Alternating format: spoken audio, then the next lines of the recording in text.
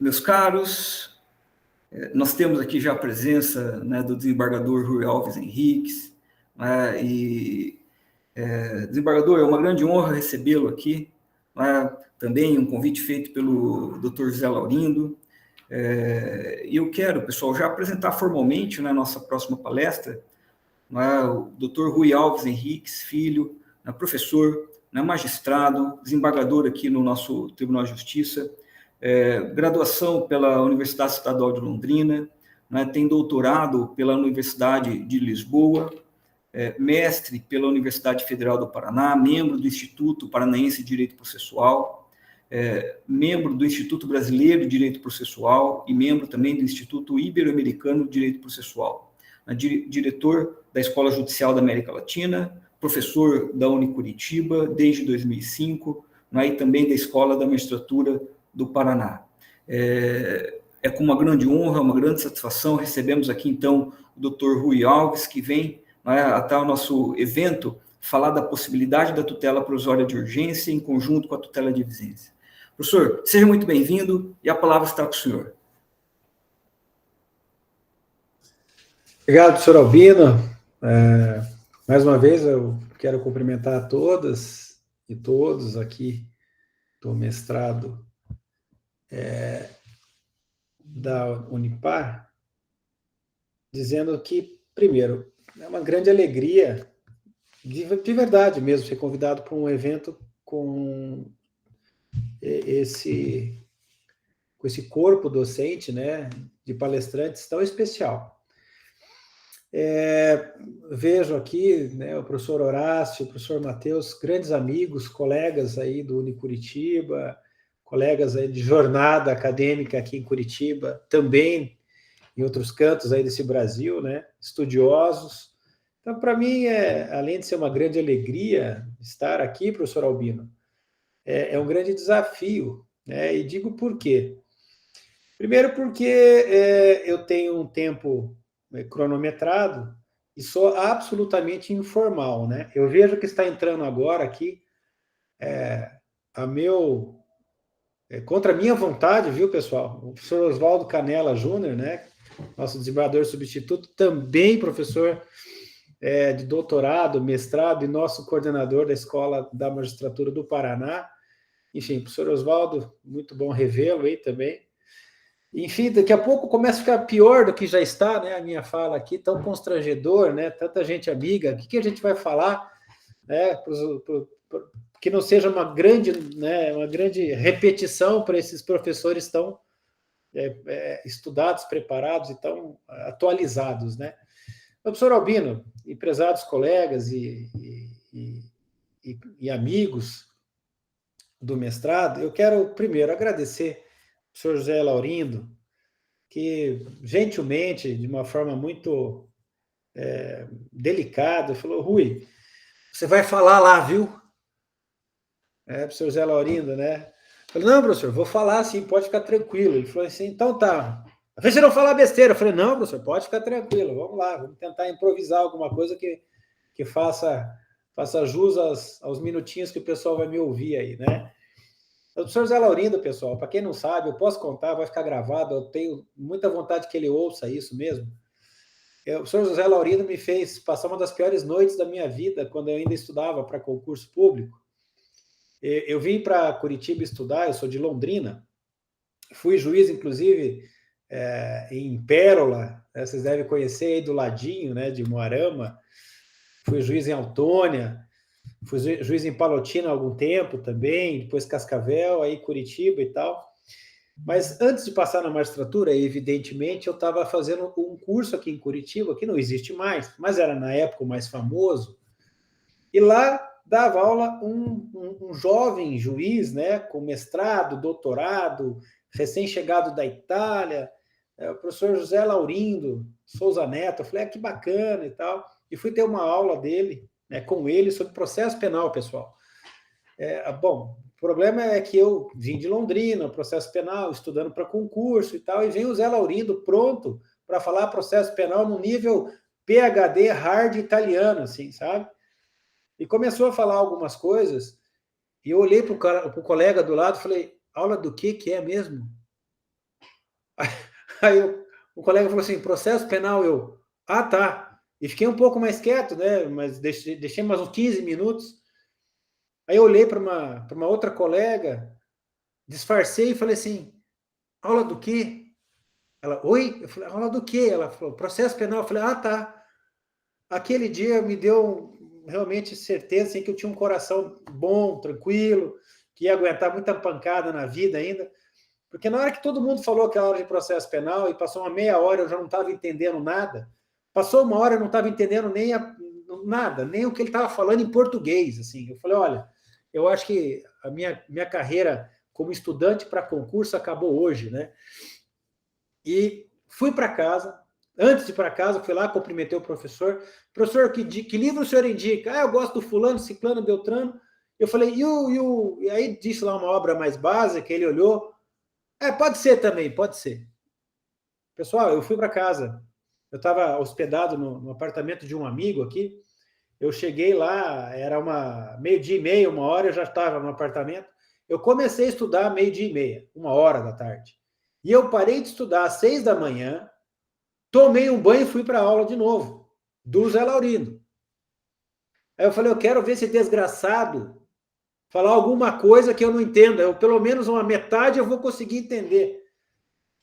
Eu só não perguntei para a colega que aula que é essa de novo, porque eu tive vergonha. Né?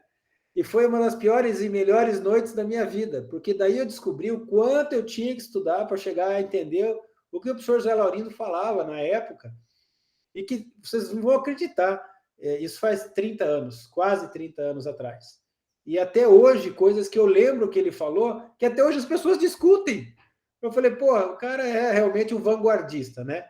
Então, o professor Zé Laurindo, depois de muito tempo, né, nós nos encontramos, ele me nomeou vice-diretor da Escola Judicial do Paraná também, na gestão como presidente do tribunal, pude aprender muito com ele na questão da administração também. Hoje eu ocupo a ouvidoria do Tribunal de Justiça. E, bom, fora isso, academicamente ele dispensa qualquer tipo de comentário ou apresentação, né? Pegando o gancho do professor Zé Laurindo, também pegando o gancho que o professor Horácio trouxe para a gente, essas provocações, eu não posso perder essas provocações para começar a falar de tutela provisória. Afinal de contas, nós precisaríamos de uma tutela provisória formatada como foi no Código Novo. Bom, muita gente responde que a nomenclatura do capítulo chamado tutela provisória é errada. Não há dúvida que algumas tutelas que estão lá na categoria de provisória elas não têm nada. Eu vou dar um exemplo só. Uma tutela que se estabiliza. O que é que ela tem de provisória? Então, assim, já é uma terminologia pouco acertada que nosso legislador usou. Muito bem, vamos caminhar. Quando a tutela provisória veio, né, a verdadeira tutela provisória, que nós chamamos de tutela satisfativa, ela veio na década de 90. E lá na década de 90, o código era de 73, só tínhamos no código a tutela cautelar, a tutela de segurança, a cautelatória. O maior professor de tutelas de urgência do Brasil se chamava, à época, Ovídio Araújo Batista da Silva. E o professor Ovídio Batista, que vocês podem encontrar obras dele, várias coisas ainda, que ele já não está entre nós, mas ele ainda é muito festejado. O professor Ovídio ele falou uma época que algumas cautelares estavam sendo usadas de forma equivocada, de maneira satisfativa. E ele disse brincando, temos agora a cautelar satisfativa. Ele defendeu isso, gente, da década de 80 inteira. E foi muito criticado pela doutrina, porque, classicamente falando, tutela cautelar jamais será satisfativa. Ponto final. Ela é asseguratória. Tá? Mas quando veio, na década de 90, o artigo 273, na época, que era o artigo que tratava da tutela antecipada, o professor Ovídio Batista disse, agora posso morrer em paz.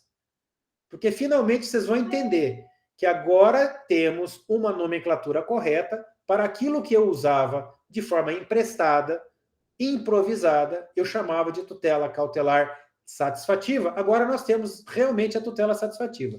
Então, quero começar por esse tópico.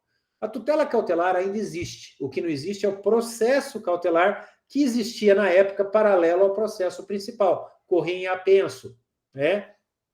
Mas a tutela cautelar, pessoal, ela vem lá de trás, do direito romano, é aquela tutela que existia toda vez que precisava se assegurar alguma coisa, havia uma urgência, era cautelar. Tanto que quando eu entrei na faculdade, um amigo meu muito espertinho, ele disse assim, vai no cartório e fala, protocola esse negócio aqui, fala que é uma cautelar, é uma liminar de cautelar, né? E nada mais era, pessoal, que uma brincadeira de faculdade, porque era um alvarazinho, não tinha nada de cautelar, muito menos de liminar.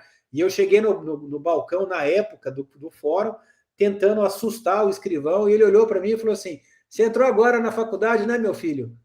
Eu falei, entrei, professor. Entrei, sim, senhor. Ele falou assim, porque cautelar mesmo não tem nada, liminar muito menos, você trouxe um alvará. Eu falei, é claro, eu já sabia, mas é importante também, que não quis perder o rebolado, né? Então, o professor Ovídio, ele falava assim, olha, você quer impactar, você fala cautelar. Você quer impactar muito, você fala cautelar liminar, ou liminar em cautelar. Então, a gente usava essas terminologias. Na década de 90, com o artigo 273, que trouxe a tutela antecipada, que todo mundo já conhece, tudo se colocou no lugar correto. O que é cautelar? Apenas a cautela, assegura, jamais satisfaz. O que é tutela antecipada? Antecipa total ou parcialmente efeitos da sentença, ou do que eu pretendo no final do processo. Essa diferença a gente já tem muito clara na cabeça, a gente já sabe que funciona assim. Muito bem. Quando veio a tutela antecipada, pessoal, o professor Cândido Rangel Dinamarca, o professor Oswaldo Canela conhece bem, ele falou, agora nós temos o artigo 273 como o maior e melhor artigo do Código de Processo Civil. Ele festejou muito a tutela antecipada. Por quê? Porque a tutela antecipada, ela antecipa total ou parcialmente efeitos da sentença. Tá, isso eu já falei. Mas ela antecipa por quê? Para dar justiça intratemporal no processo. Para que o processo tenha o tempo adequado para as pessoas que estão ali tratando daquela causa. Por exemplo, todo mundo sabe que não é difícil encontrar um processo que o autor tem razão, que o réu não tem razão alguma, e quem está na pressa, no desespero e na angústia é o autor. O réu está lá folgadão. Por exemplo, o cidadão bate no carro do autor, não paga, o autor fica sem carro e ele tem que entrar com uma ação de reparação de danos. Enquanto não sair sentença, o autor está andando de Uber, de táxi, a pé, mas está sem carro. E o réu está como? Feliz, tranquilo. O que é tutela antecipada? Nada mais é do que antecipar os efeitos que a sentença vai provocar um dia. Em razão do que, pessoal? Da alta probabilidade do direito invocado. Então, como o direito é muito provável, eu vou antecipar total ou parcialmente os efeitos da sentença. Fechou? Tranquilo. Dá o quê? A pressa, pessoal, passa a ser do réu e não mais do autor. Sabe como? Simplesmente através de uma decisão judicial dizendo, senhor réu, eu estou antecipando os efeitos da tutela para que o senhor faça, sabe o quê? Pague todo santo dia Uber para o autor. Porque afinal ele já está a pé. Minha gente, podem ter certeza que a pressa sai, né, do autor e vai para o réu. E aí, gente, o processo corre, pode ter certeza, com muito mais ligeireza, eficiência, porque o réu vai querer se ver livre daquilo. Então, pessoal, a tutela antecipada, ela traz uma justiça dentro do processo, do tempo de dentro do processo. Ela é uma justiça temporal. Muito bem. Nosso artigo 294 atual, né? Ele traz lá que a tutela provisória se subdivide em dois ramos grandes. Um é o ramo desconhecido, medonho, criticável, chamado de tutela de evidência. Ele é tão medonho que ninguém sabe o que é isso. Nem aquele cara que trouxe para cá. Eu não posso falar o nome, porque eu posso me comprometer o dia que for candidato a ministro do Supremo. Mas, brincando aqui, a tutela de evidência veio para o Brasil sem nenhum parâmetro. E nós temos o 311, o único artigo que fala sobre isso, deixando só muitas dúvidas. Então, nós vamos falar daqui a alguns segundos sobre tutela de evidência. Então, um ramo da tutela provisória é a tutela de evidência e o outro ramo, esse que nós estamos acostumados, é a tutela provisória de urgência, que é a tutela cautelar, aquela classicamente asseguratória, do artigo 301, que traz um rol exemplificativo de tutelas de cautela, e nós temos ao lado da tutela cautelar a tutela antecipada, que essa sim é satisfativa e exige um maior grau de probabilidade. Então, o que nós temos em comum agora que nós vamos entrar no nosso tema, que é tratar a tutela de urgência em conjunto com a tutela de evidência? O que nós temos em comum? Os advogados adoram esse tema, viu? Porque quando bem explorado, os efeitos práticos liminares são muito bons. Então, o que nós temos em comum nesses três institutos ou três tipos de tutela provisória? Tutela cautelar, tutela antecipada e tutela de evidência. Em comum é a probabilidade do direito invocado pela parte.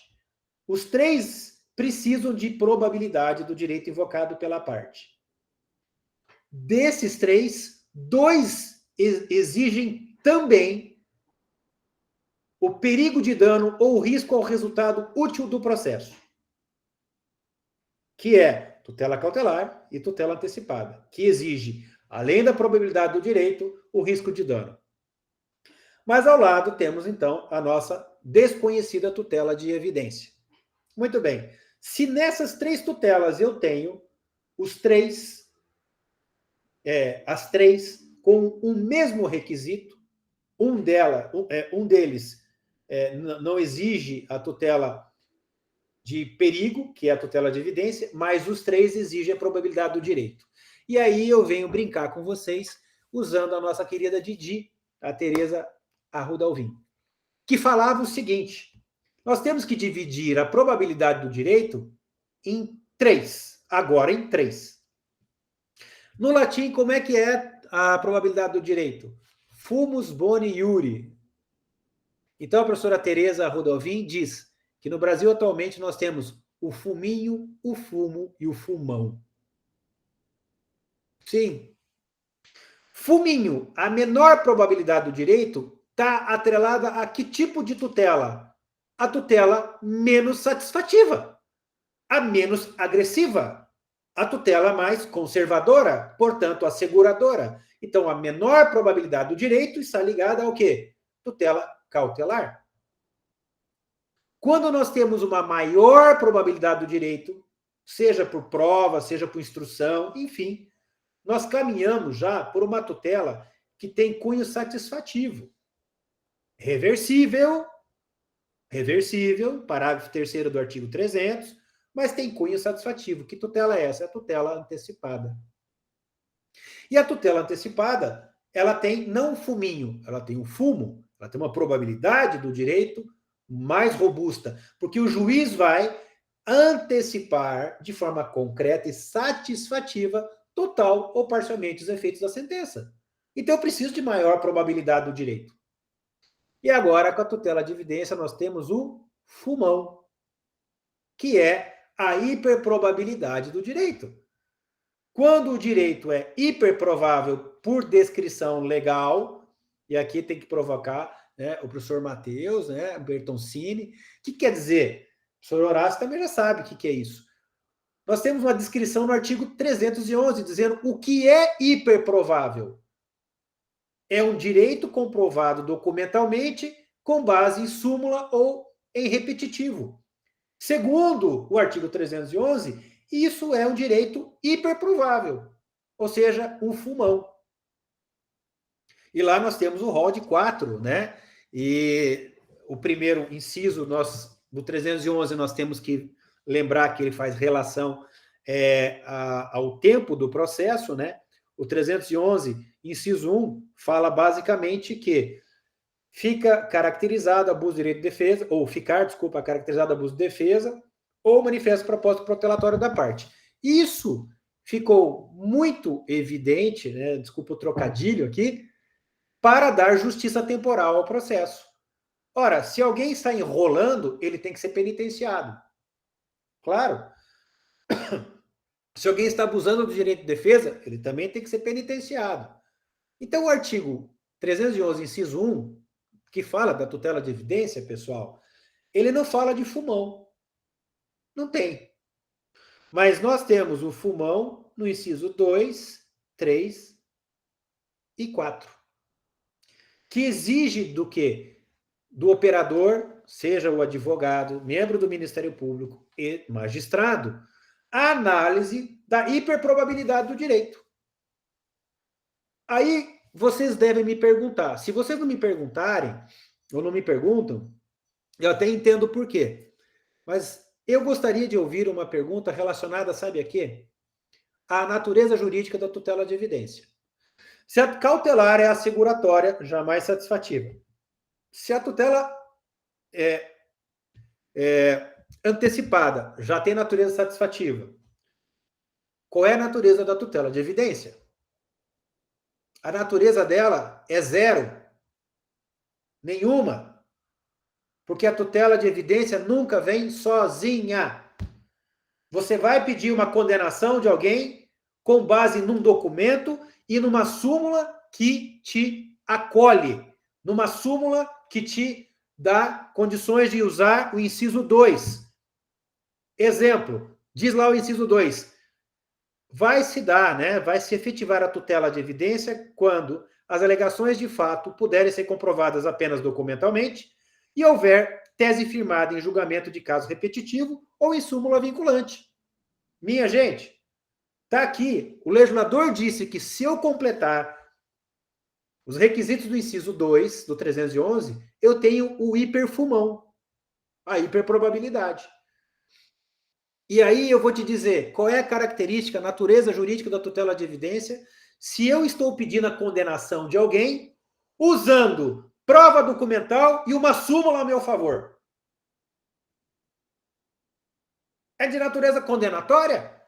A tutela de evidência ela está atrelada à natureza do que eu estou pedindo. Se eu peço a condenação, ela vem reforçar a condenação. Se eu peço a Constituição, ela vem reforçar a Constituição. Se eu peço a declaração, ou caracterizados aí, a teoria quinária do Ponte de Miranda, tutela declaratória, constitutiva, executiva lato sensu, condenatória, mandamental, lembram dessas? De Ponte de Miranda, que disse que toda a tutela, né, toda prestação judicial tem pelo menos 3 ou 4 dessas características: condenatória, declaratória, constitutiva, executiva, lato sensu ou mandamental. Então, Ponte de Miranda disse isso. E eu digo que, se eu estiver pedindo a condenação de alguém e usar para robustecer, para dar mais força ao meu pedido, uma tutela de evidência, eu não tenho uma tutela de evidência. Eu tenho uma tutela cautelar com o reforço da evidência. Porque o que eu estou pedindo não é a evidência. O que eu estou pedindo é a condenação. Que vem o quê? Reforçada pelo inciso 2 do 311. Então, eu defendo que a tutela de evidência ela não tem natureza própria. Ela tem a natureza daquilo que você está pedindo em juízo. E está reforçando com os requisitos da tutela de evidência. Que, aliás, alguns defendem ser do 311 um rol taxativo ou 311 um rol exemplificativo. Eu acho que é mais para exemplificativo. Querem saber por quê? Aqui está dizendo assim, as alegações são comprovadas documentalmente, o inciso 2 do 311, e diz também, houver tese firmada em julgamento de casos repetitivos ou súmula vinculante. Pessoal, o que é mais importante? Precedente vinculante ou súmula vinculante? O que tem mais força? Ah, professor, tem mais força a súmula vinculante. Não, você está dizendo que é mais famoso. Nem sempre o mais famoso é o melhor. Então, o precedente vinculante ou obrigatório, segundo o professor Luiz Guilherme Marinoni, ele tem muito mais força que uma súmula. Então, eu defendo que o rol do 311 é exemplificativo. Certo? E vamos fazer, usando o professor Marinoni, mais uma comparação. O professor Marinoni fala que o Estado ele não está preso aos 5 tipos de tutela de Pontes de Miranda. Condenatória, constitutiva, não está preso a isso. O professor Pontes de Miranda, obviamente, não está aqui para se defender, ele tem uma ideia do século XIX, do século XX. O professor Marinoni traz que a prestação jurisdicional do Estado ela tem como trazer e oferecer tutelas diferentes. Não constitutiva, declaratória, mas tutela ressarcitória, reintegratória e inibitória. Essas 3 tutelas, hoje, elas são muito mais amplas e mais eficazes do que as 5 tutelas do professor Pontes de Miranda. Ah, professor, mas não dá para usar uma tutela mandamental com uma reintegratória? Dá, porque elas não se excluem. Elas não se excluem. E aí eu vou dizer, se eu quero uma tutela inibitória, exemplo, tem lá uma súmula dizendo, eu vou fazer uma hipótese aqui, que produtos que tenham registros, né, já de patentes são protegidos de forma absoluta. Tem uma súmula que diz isso. E eu tenho a fabricação de um determinado lá refrigerante. Refrigerante de banana. Olha que legal. Vou inventar isso agora. Gente, eu não faço ideia como seria o sabor de um refrigerante de banana, mas vamos imaginar que seja algo comercializável, né? Eu faço ali um refrigerante de banana, registro, patentei, tá? Tenho, então, uma súmula que também garante isso. E o meu vizinho acha legal e começa a vender refrigerante de banana usando a minha fórmula. Eu vou usar uma tutela inibitória. Porque, independentemente do dano que o meu vizinho vai me causar, ele está agindo sob o ilícito. Então, como ele está agindo no ilícito, eu tenho direito a uma tutela inibitória. Pessoal, uma tutela inibitória, onde eu tenho lá, vamos imaginar, um precedente judicial ou uma súmula e documentos fartos de que o registro e a patente me pertencem. Eu vou usar o quê? Uma tutela de evidência. Ah, entendi, professor. Aí eu pergunto, qual é a natureza dessa tutela de evidência? É uma tutela inibitória, reforçada pela evidência. E para a gente fechar essa natureza da tutela de evidência e entrar no assunto final e principal, que é o uso da tutela de urgência com evidência, né, em conjunto, eu faço uma seguinte analogia para dizer que a tutela de evidência apenas reforça o que eu já estou pleiteando. Ela não criou nada, ela não tem natureza própria. Vocês devem se lembrar que existe um brinquedo muito gostoso chamado tobogã, né? Aquele que sempre a gente tem vontade de ir, quando sobe se arrepende, né? E quando senta lá para escorregar, bate um desespero, um arrependimento enorme. Muito bem. Se você escorregar o tobogã, você está usando qualquer tutela. Condenatória, executiva, mandamental, ressarcitória, reintegratória, inibitória. Agora, alguém já sentou num tobogã e foi empurrado pelo priminho, pelo tio, pelo amiguinho, pelo cara que está coordenando o tobogã e você está lá empatando os outros que estão na fila? Então, a tutela de evidência é esse empurrão, esse turbo, esse sprint que a gente tem condições de usar nas tutelas em geral. Ou seja, a tutela que eu quero, ou o escorregão que vai acontecer de qualquer forma. A diferença é que na tutela de evidência há um impulso, né, um empurrão. Então, a tutela de evidência, ela vem reforçar a tutela que eu já estou usando, que eu já estou acostumado, ela não muda nenhuma natureza de nada, ela está reforçando, aderindo, né? Tudo bem? Vocês concordam com isso? O que vocês acham dessa história? Faz sentido? Alguém quer se manifestar? Alguém pensou nessa natureza da tutela inibitória? Ou alguém tinha uma ideia diferente? Ou ninguém sabe? Professor, o senhor estava falando, eu estava pensando aqui, assim, porque eu acho que é algo que a gente realmente deve fazer uma crítica. Eu sempre pensei a tutela de evidência, né, nessa ideia de reforço mesmo, porque ela se travesti, assim, ela pode se travestir tanto numa ideia da antecipada ou da cautelar, sem ter a necessidade ali da urgência, porque justamente a evidência é o que fundamenta, né, uma ou outra. Né? E nesse sentido, até mesmo sem urgência, ela pode trazer a ideia, né, de uma tutela, como o senhor falou, que ela não tem uma característica da urgência, então ela deveria se enquadrar como uma condenatória, né, no fato de liminarmente poder conceder, então, essa parte do que está no total ou parcialmente o que o autor está pedindo, fundamentado não na urgência, mas na evidência. Eu não sei se eu estou pensando certo, né, nessa minha interpretação, né, e dentro daquilo que o senhor está falando, eu acredito que faz todo sentido o que o senhor está dizendo nesse aspecto. É que assim, professor, eu vou contar um negócio. Quando eu comecei a estudar a tutela provisória, eu sempre gostei de tutela cautelar, porque eu sou meio ovidiano, sempre gostei do professor Ovídio e tal. Sim, sim. Mas como eu comecei a estudar a tutela cautelar, depois tutela provisória, né, tutela antecipada, depois a tutela de evidência, eu comecei a perguntar, assim, como que eu peço isso em juízo? Se eu fosse advogado, né, como é que eu vou pedir isso?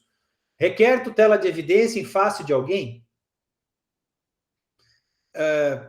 Não consigo entender isso. Porque, assim, a tutela de evidência, ela está ali para instrumentalizar. Ela não está ali para dar o direito material, ela é um instrumento. Então, como que você vai usar um instrumento e chamar aquele instrumento de nome? Né? Ou seja, eu tenho uma tutela, ou pleiteio, uma tutela condenatória, um ressarcimento, uma rescisão contratual, uma resolução, né? O pedido de quebra, o pedido de guarda, né? Até mesmo uma prisão preventiva. Tudo que eu estou pedindo, eu estou lhe dando o quê? Eu estou pedindo um direito material através de um instrumento que é o processo. Então, quando eu falo de tutela de evidência, eu não posso esquecer que a tutela de evidência ela não é algo em si mesma. Ela está complementando, né, aderindo, fazendo força para complementar, para dar mais eficácia, velocidade, né, da tutela que eu de fato estou querendo, que é uma rescisão, uma condenação, o afastamento do lar, a guarda de uma criança. Olha, essa é uma questão muito legal, que eu demorei para chegar a essa conclusão e, coincidentemente, toda vez que a gente trata esse assunto, as pessoas ficam um pouco assustadas, porque pouca gente se pergunta qual é a natureza da tutela de evidência. E como eu falei agora que ela é apenas de reforço, aliás, eu tenho que me penitenciar só uma coisa. O artigo 311, ele traz um inciso, mandrake. Esse mandrake é uma expressão extremamente jovem e moderna, né, essa expressão mandrake, né, de pessoas que assistiam a primeira versão do Sítio do Pica-Pau Amarelo, tá certo? Não é essa versão que vocês assistiram agora, não, é a primeira. Aí, mandrake é uma mentirinha, porque no artigo 311, inciso 3, nós temos ali um pedido de depósito. Tá? O inciso 3 substitui a extinta ação de depósito sob rito especial. Todo mundo sabe que tinha uma ação de depósito que corria no rito especial. Por quê? Porque mandava prender o depositário. Olha que legal. Né? Como o depositário não pode ser mais preso, perdeu a graça. A ação não tem mais graça. Aí, então, virou procedimento comum. Mas como o depósito em si é um contrato extremamente importante, de fidúcia, né? O legislador falou, não, o contrato de depósito precisa de um cuidado maior, e botou isso no inciso 3.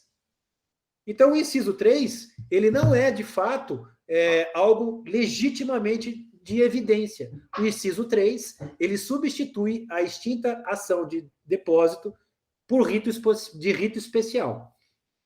Mas, voltando aí, tudo que eu tenho na tutela de evidência, eu tenho a hiperprobabilidade do direito. Na tutela antecipada, eu tenho a probabilidade do direito. E na tutela cautelar, a pequena probabilidade do direito. E por que eu tenho isso? E por que essa probabilidade do direito, pessoal, ela é limitada? Eu vou explicar por que ela é limitada. Porque existia um cara chamado Gerhard Walter, e Walter criou uma teoria muito interessante chamada teoria da redução do módulo da prova. A teoria da redução do módulo da prova é basicamente assim: quanto eu preciso pôr de água numa garrafa de 1 litro? Aposto que a Camila sabe responder. Quanto eu preciso pôr de água numa garrafa de 1 litro? Para essa ficar cheia, obviamente.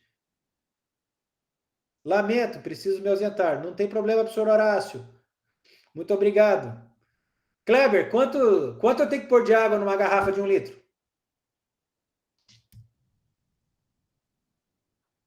Provavelmente, você está com o microfone desligado, mas provavelmente, quanto você acha? 1000 ml? 1 litro. Você vai ter que pôr 1000 ml. Você vai ter que... Se eu tiver 1 litro, aquele litro, e colocar 1.250 ml, o que acontece? Quantos eu vou aproveitar? 1 litro ou 1.250? Eu vou aproveitar apenas 1 litro. Isso é redução do módulo da prova. Na cautelar, eu não tenho que botar um monte de prova, porque é só uma tutela seguratória. Então, eu reduzo o módulo da prova.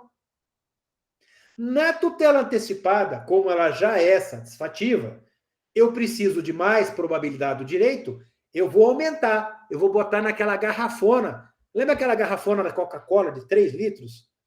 Que não sei, acho que nem existe mais, porque o troço é ruim 1 litro, imagina 3, né? Não que a Coca seja ruim, mas a Coca fica ruim se fica xoxa.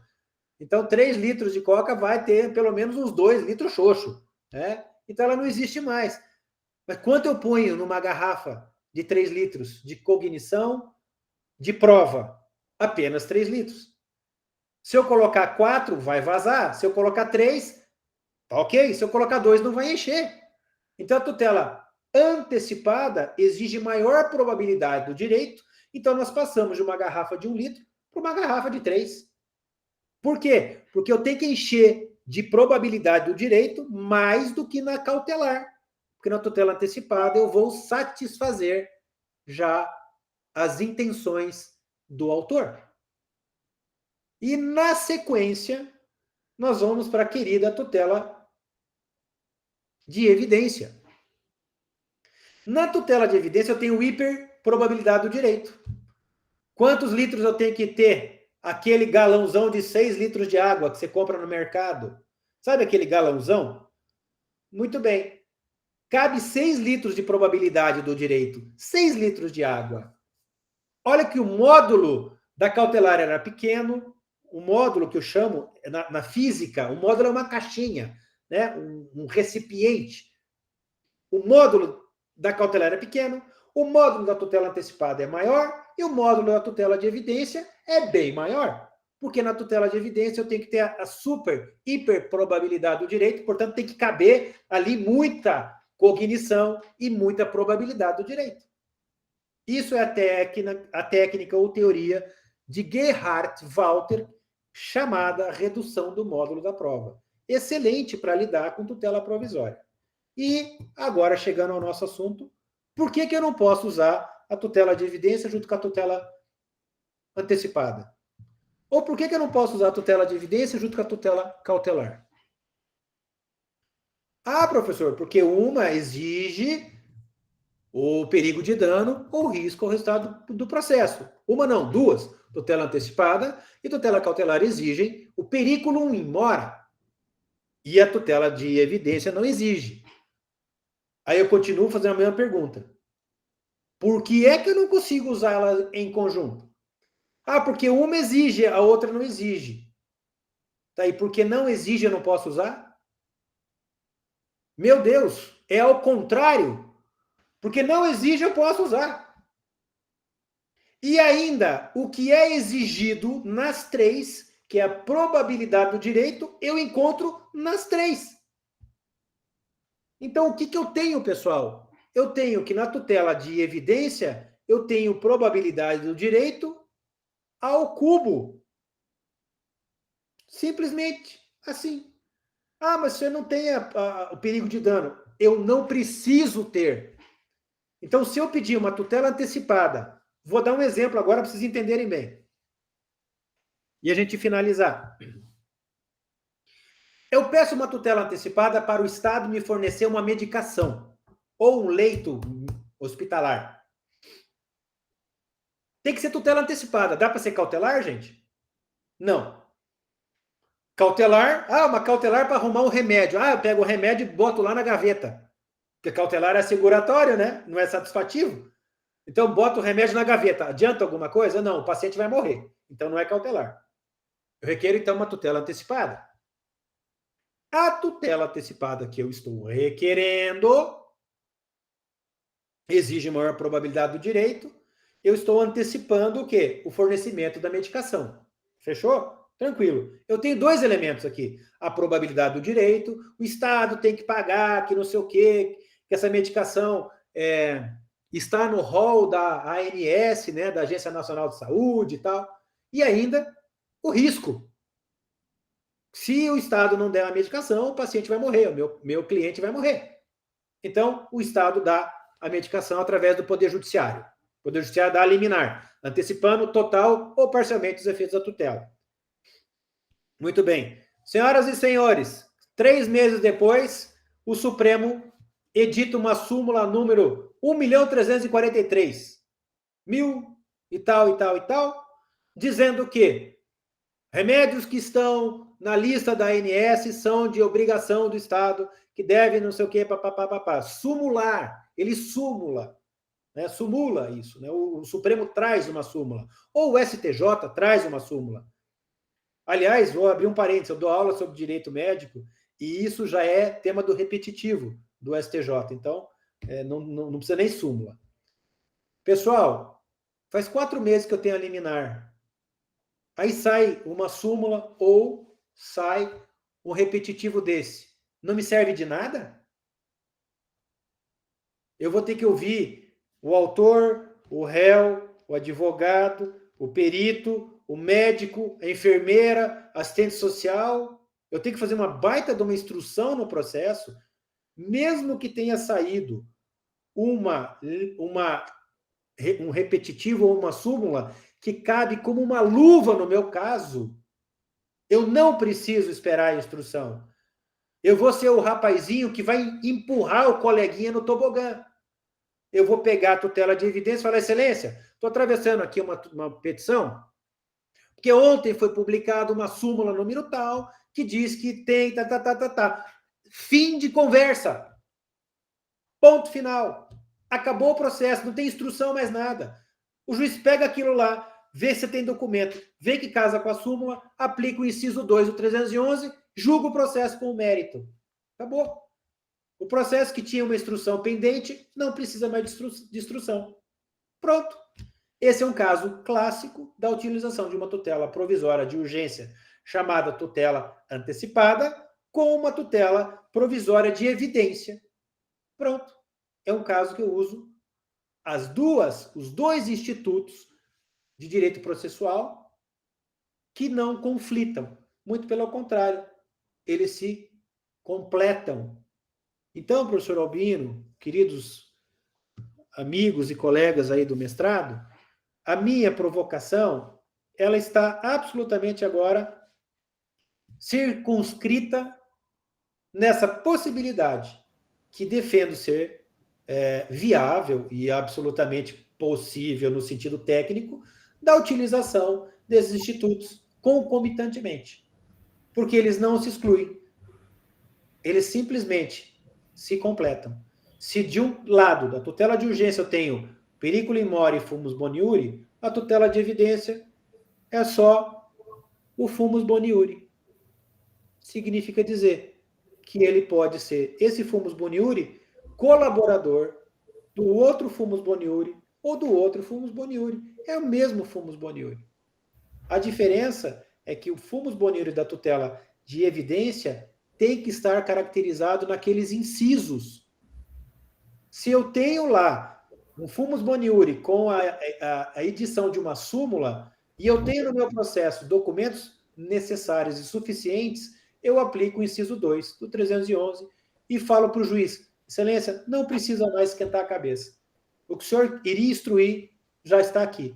Medicação, ANS, tem que fornecer obrigatoriamente, está aqui a súmula, está aqui o remédio, está aqui o laudo, acabou o processo.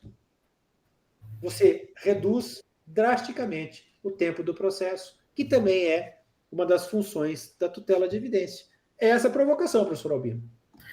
Professor, e está bem provocado. Eu estava pensando numa situação aqui e eu quero aproveitar, já me antecipar e fazer essa consideração com o senhor.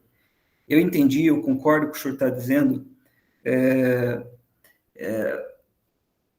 Ainda a tutela de evidência, eu sei que tem muito ainda, não vou falar confusão, mas muita discussão sobre a compreensão adequada dela, mas ainda ela está no livro de tutelas provisórias. Veja agora a minha pergunta ao senhor também, para ajudar na reflexão.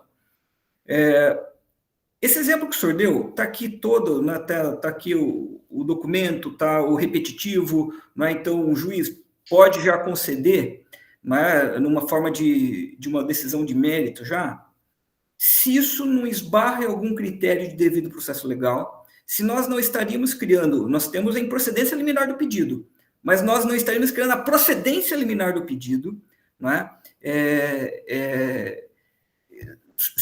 se realmente perderia a característica da provisoriedade estando no livro das tutelas provisórias.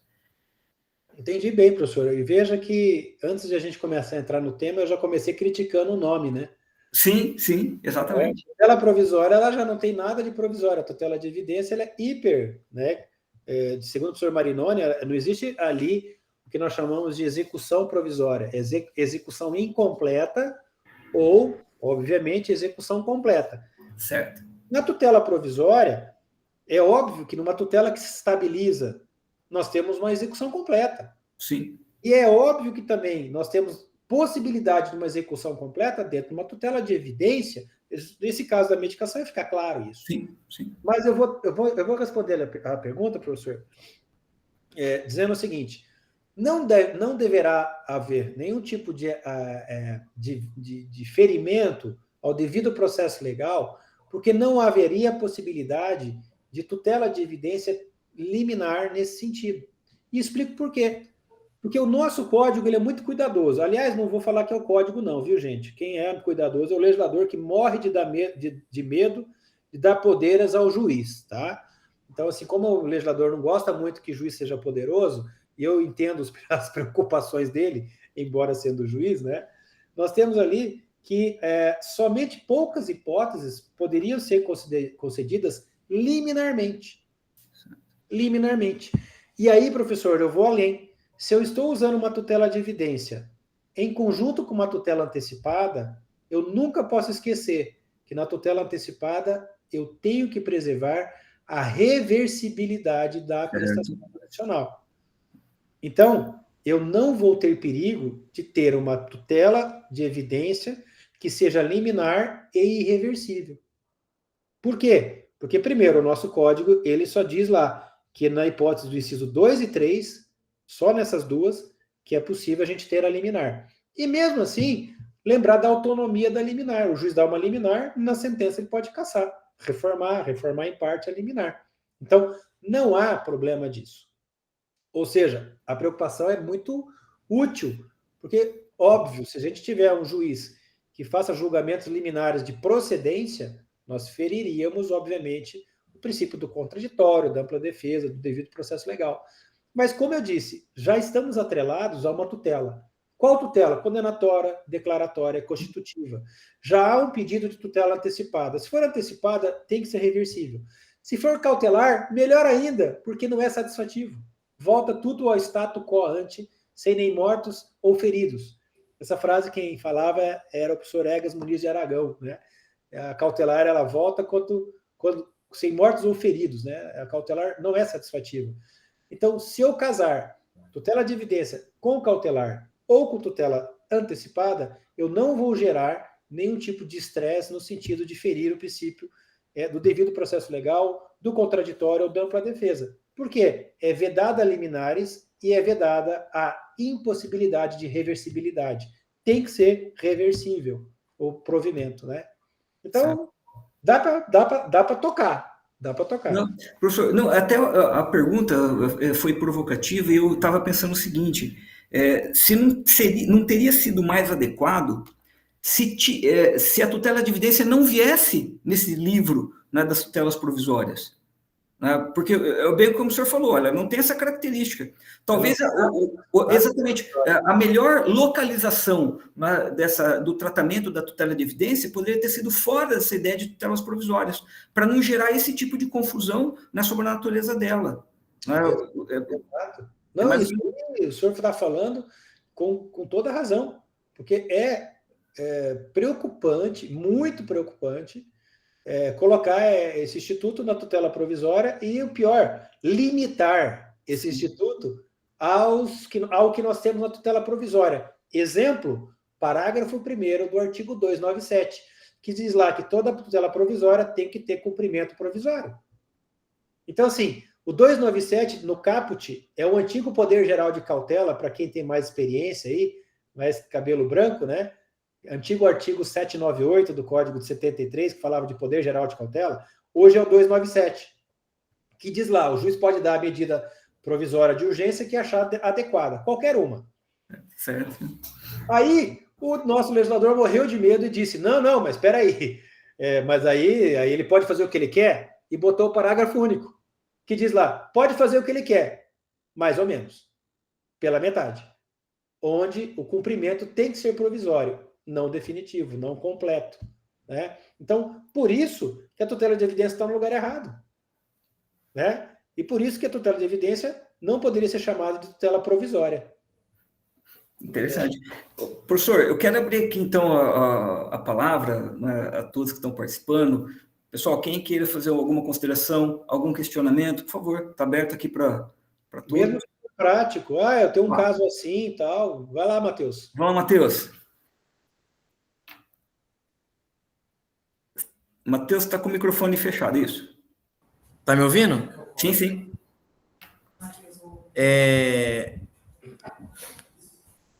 51, 55. Na verdade, queria fazer só uma ponderação. Não sei se o desembargador Rui conhecia ele uma sustentação oral, que foi levar os memoriais da doutora Ana Lúcia. Era para estar aqui hoje, doutor, assistindo. E aí, infelizmente, ela fez uma cirurgia.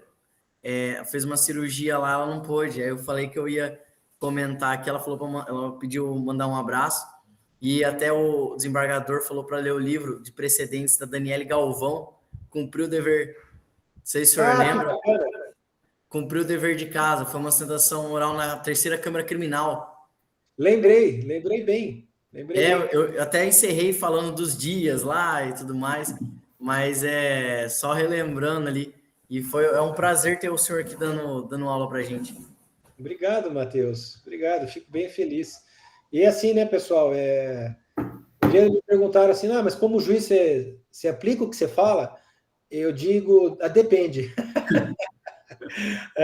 Tem muita coisa, o professor Matheus Bertoncini tinha falado isso, né, na fala dele, é muito importante lembrar. Como é delicada a posição da gente, né, quando opera o direito, né, o limite de criatividade ou de construção do direito, segundo o professor Matheus Bertoncini, né, como é delicado. Então, o juiz, muitas vezes, tem ideias boas, até academicamente, mas a gente lida com a vida das pessoas e a gente tem que ter um cuidado extra, Sim. né? Quem fala isso sobre a criatividade do direito e construtividade é o professor Ronald Dworkin, né? Que vocês devem Sim. conhecer. Então, a gente tem que ponderar. Às vezes, né, Matheus, Henrique, a gente fala algumas coisas e faz outra, mas a gente tenta acertar sempre. E eu não estou mais no crime, né? No bom sentido também, viu, gente? Eu larguei essa vida, né?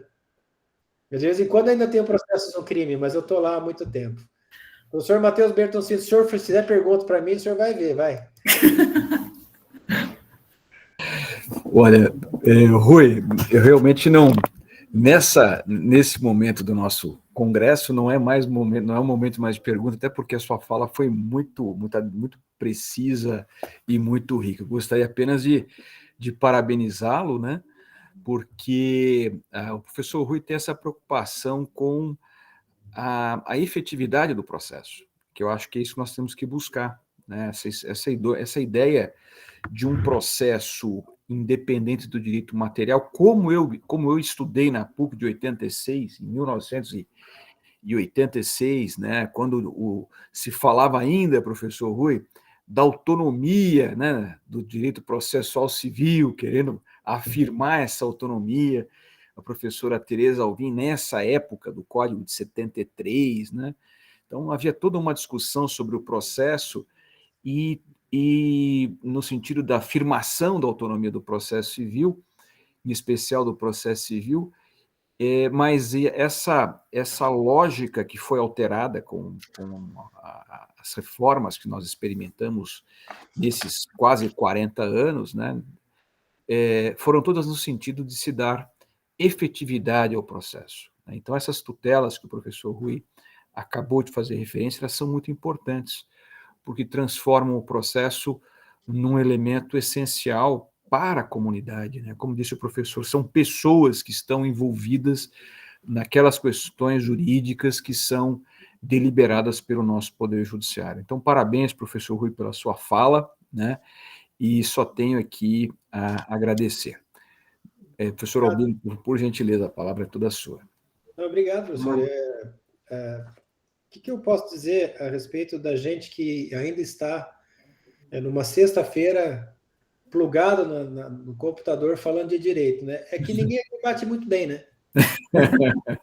Todo mundo aqui tá precisando dar uma pensada na vida, né?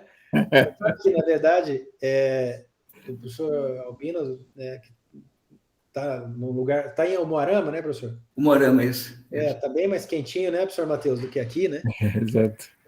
Mas eu acho que um dia desses a minha filha perguntou, né? Minha filha vai começar a fazer direito agora, embora eu tenha advertido ela várias vezes sobre isso, né? Mas ela perguntou assim, pô, mas você não enjoa de estudar? Eu falei, não. Porque, na verdade, eu vivo em dúvida. Sim. Né? A gente vive em dúvida, porque a gente lida com a vida das pessoas. Então, a gente tem que ter uma forma de resolver um problema sem causar outro, né? Na medida do possível. E o processo, gente, apesar de ser processualista, o processo não pode ser um fim em si mesmo, né? Sim. O processo tem que ser um instrumento, e esse instrumento, às vezes, ele é usado, muito mal usado, às vezes de má fé. Sim. E outra coisa, a tutela provisória também é mal usada, né? As pessoas não sabem lidar muito bem com isso. Até pouco tempo atrás, a gente vê pessoas confundindo tutela antecipada com tutela cautelar, com tutela de evidência, né? O professor Ovidio, só para... Eu tenho que dar aula ainda em outro lugar hoje, tá vendo como a gente é maluco? Enfim. Mas o professor Ovidio Batista traz um exemplo muito legal, que eu quero só soltar isso aí. Eu vou dar a resposta, senão muita gente não vai dormir, né, de ansiedade. Mas qual seria a tutela que o juiz usa para deferir a cremação de um cadáver? Claro, em regime de plantão, né? Ou a exumação de um cadáver, ou a transfusão de sangue. Olha, gente, essa tutela, segundo o professor Ovidio Batista, é chamada tutela de urgência inominada, porque ela não é nem uma coisa nem outra. Ela não é uma tutela cautelar porque ela é satisfativa. Se eu vou cremar o cadáver, meu Deus do céu, mais satisfativo impossível. Segundo, professor Fred Didier, num congresso na PUC do Rio Grande do Sul, falou para mim, não, mas isso aí é tutela antecipada. Eu falei, eu também acho que é tutela antecipada, mas você é juiz? Mas por quê? Eu falei, porque tem o parágrafo 3º dizendo que tutela antecipada irreversível não pode ser concedida. Ah, não, mas é um problema de semântica. Eu falei, então, senta aí e faz a semântica acontecer. Né? Defere ou não defere, se vira. Então, a natureza de uma cremação de um cadáver, de uma transfusão de sangue, da implantação de uma prótese, é natureza de urgência e é uma natureza de uma medida absolutamente irreversível. Então, se ela é irreversível, e claro, satisfativa, ela não pode ser cautelar.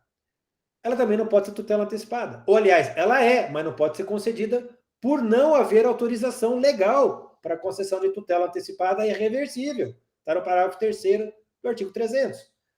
Aí, nós nos socorremos do professor Ovídio Batista e chamamos de tutela de urgência inominada, com base na Constituição, na necessidade da prestação jurisdicional efetiva, no princípio, né, da necessidade da inafastabilidade, nós podemos aí fazer o deferimento de uma medida dessa, de tamanha urgência, tamanha impacto, né, mas usando o nome de tutela de urgência inominada, ou seja, usando um nome de que não tem nome. Né? Então, é só uma provocação para a gente ver que esse tema ele não acaba nunca. Nós terminamos a aula e falamos, né, a nossa conversa não é uma aula, obviamente, com uma ideia de, putz, eu preciso dar uma olhada melhor nisso aí, eu ouvi ele falar de gente que eu nunca ouvi antes. Isso que é legal, né? Sim. Isso que é legal. Pô, como é o nome daquele cara? Gerhard Walter, como é que escreve? Pô, os livros do Ovídio falam muito do Walter, né? Nós temos aí o do Working falando sobre construção de direito. Tem muita coisa legal, né, para a gente estudar. E a matéria é útil, extremamente útil no dia a dia de todos nós aqui. Então, professor Albino, eu agradeço o convite, agradeço a paciência de todas e todos e me coloco à disposição sempre que for convidado. Estarei à disposição do mestrado para colaborar, tá bom? Com certeza. Professor Rui, primeiro, reforçar o que o senhor está dizendo e aos nossos mestrandos aqui, mestrandas, passar por um mestrado sem fazer uma leitura do professor Ovídio, do Ronald Dworkin, sinceramente, tem que ser repensado, porque é uma leitura que eu digo obrigatória para o processo civil, principalmente o professor Ovídio. Eu lembro que no mestrado eu li muito o professor Ovídio Batista, ainda tem o livro dele, aí na biblioteca nossa também tem. E dizer assim, até reforçando o que o professor Matheus falou, sabe, professor Rui, agradecer a presença do senhor aqui com a gente, e essa reflexão é importante, porque, afinal de contas, o processo, os seus institutos, as técnicas processuais, como uma tutela de urgência, evidência, o que seja, ela realmente tem que servir para o direito material, para as concretizações dos direitos, caso contrário, ela perde seu sentido. E esse tipo de discussão, principalmente nesse caso, eu li vários artigos, enfim, até mesmo manuais que escreveram sobre tutela de evidência, e houve uma certa equiparação entre evidência antecipada, cautelar, e talvez isso limitou uma compreensão adequada. E o senhor veio falar isso, eu tenho certeza que essa é a grande reflexão que nós temos que fazer. Então, professor Rui, eu agradeço mais uma vez, em nome da Unipar, em nome do professor Zé Laurindo, que não pôde estar aqui presente, e com certeza o senhor trouxe uma grande contribuição aqui, bem como todos os palestrantes que nós tivemos e teremos ainda no dia de hoje. Muito obrigado, e seja sempre bem-vindo aqui na nossa instituição. Professor, eu agradeço. Coloco aqui no chat o meu endereço aqui no Instagram e também meu e-mail. Fico à disposição para o que vocês precisarem, quiser trocar uma ideia. Vindo aqui, venham tomar um café com a gente, venham falar de processo civil, porque quanto mais se fala, mais confuso a gente fica. Mas com certeza. É bem isso mesmo. Obrigado. Professor, nós agradecemos. Obrigado, professor Matheus, pela acolhida também, professor Albino, todas e todos. Muito obrigado, fico à disposição. Um grande abraço. Obrigado, um grande abraço. Caríssimos, eu peço licença para me retirar, tá bem? Muito obrigado. Um abraço a todos, felicidades. Obrigado, abraço, até mais. Tchau, tchau. Tchau, tchau.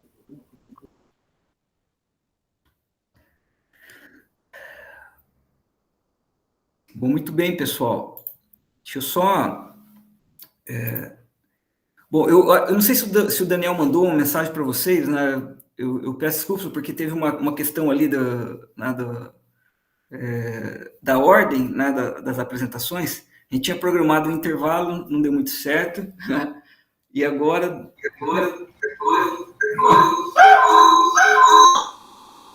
Obrigado, Michel.